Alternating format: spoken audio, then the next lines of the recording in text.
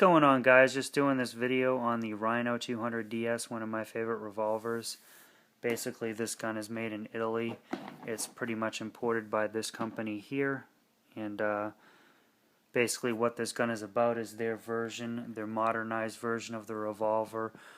How could they improve it? And this is what they came up with, and this is their execution, and I think it's a brilliant one. I think it's they did a good job. It's modernized, and it's probably cutting edge for revolver technology in today's time. Basically what they did was they took the normal barrel, moved it down here, they reprofiled the gun so it's slimmer and smoother and it can be concealed a lot easier, and just the whole workings of the gun it makes it a pleasure to shoot. It's a fun gun to shoot. I'm going to go ahead and show you. This is the cylinder release. That's the cylinder, and that is the cylinder empty. And there's the barrel on the bottom of the gun. You'll notice some grooves along the cylinder, the big thick drop in the cylinder. That I'll show you what that's for later on. But basically just a little in-depth look of the gun. Seen a few videos on YouTube, but nothing really covering or really going over a real in-depth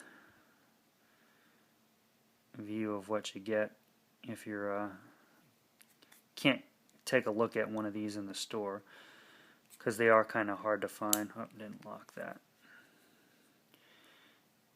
They are a little bit, not too many people carry them. They are very expensive. This is the 2-inch version. There's a 4-inch and a 6-inch.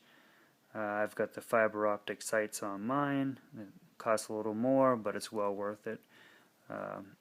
They light up really nice in low light situations. Not dark, but low light. So I'll move on to the trigger, my favorite part of the gun. Basically, your hammer is your sight. That is to let you know the hammer has been cocked and it has put in single action mode. This is, as you can guess, the single action double action version.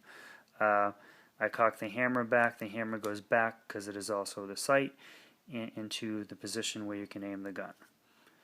Basically wanted to show you this trigger because it's a beautiful trigger. The single action trigger is a very nice trigger. You can see where it's located in the firing position. Really doesn't matter what finger I'm going to use, but I'm going to show you how easy this trigger is to pull. There's nothing to this trigger. Barely any movement, any pressure activates the trigger. It's a beautiful trigger. The double action trigger, of course, you're rotating the cylinder on all revolvers, so it's going to be a long and heavy duty trigger pull because it's double action, and on a revolver you got to spin all that stuff. But it is a very smooth trigger, so it makes up for the fact that it's a heavy trigger pull.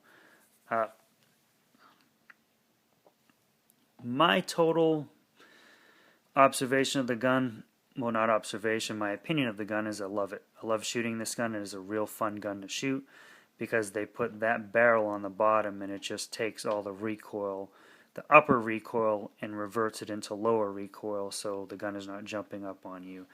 And for those of you that don't know what that means, is basically when you hold the gun and you fire a gun, a pistol, most of the time we'll use pistol because that's the most common gun that most people use nowadays.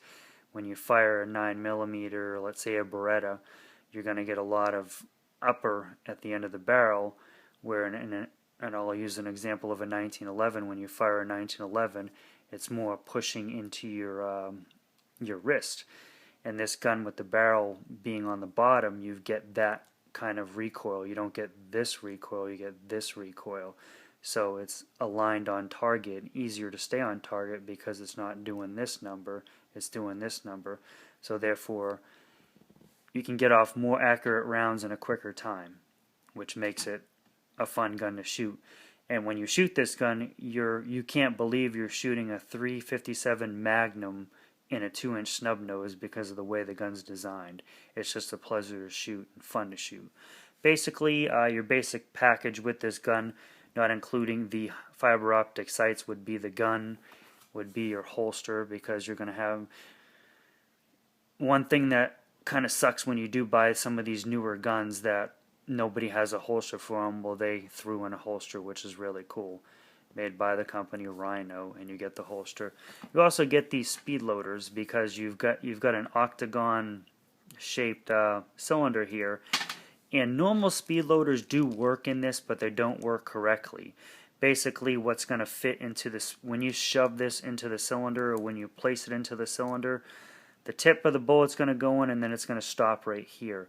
There's enough, when you drop it in, there's enough pressure to where the bullets spread out and they stay spread out, so you can actually turn it like you normally stick it in a revolver. It goes all the way in and you rotate that and all the bullets drop out. Well, here you're going to be in mid-air, only this part is going to be in the cylinder, but it's enough to hold it in place and for you to turn the lever and all the bullets will drop into the cylinder. You can get away with using regular speed loaders. You can buy their speed loaders, but they're like $25 a piece, and that's the cheapest I can find them. They give you these, which are pretty much their version of the speed loader, and I showed you those grooves on the inside of the cylinder. What that is this metal thing aligns in there, and you basically, all you do is throw this in there, drop it into the cylinder, and it just drops right into the cylinder just like a speed loader, and you just shut the gun, fire it, and eject it, and this whole thing ejects out with all the shells attached to it, and then you just move on to the next one. It's really simple, makes it for fast reloading. The downside is once you run out of the 3 that you have that come with the gun, you gotta go through the trouble of pulling the empty shells off, and you need this tool to do it, so it's time consuming. But you can get all 6, 12, all these rounds off in a quick time, but reloading time is a little bit longer because you got to take the empty shells off of the snap caps, as I'm going to call them.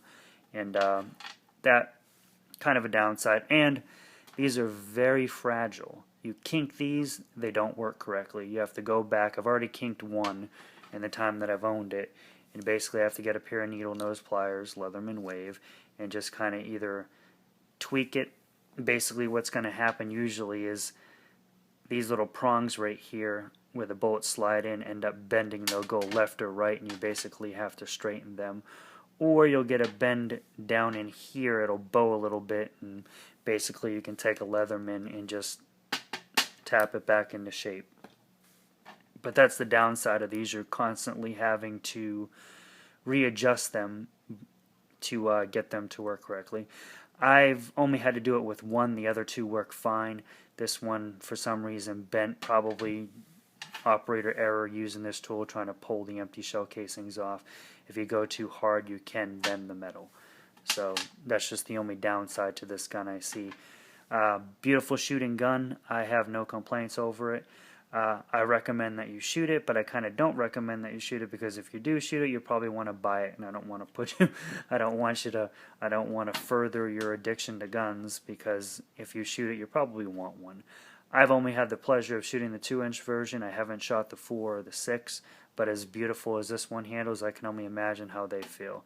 You know, there's probably hardly any recoil on the 6-inch version, but that's it, guys. Just wanted to run you through my favorite revolver.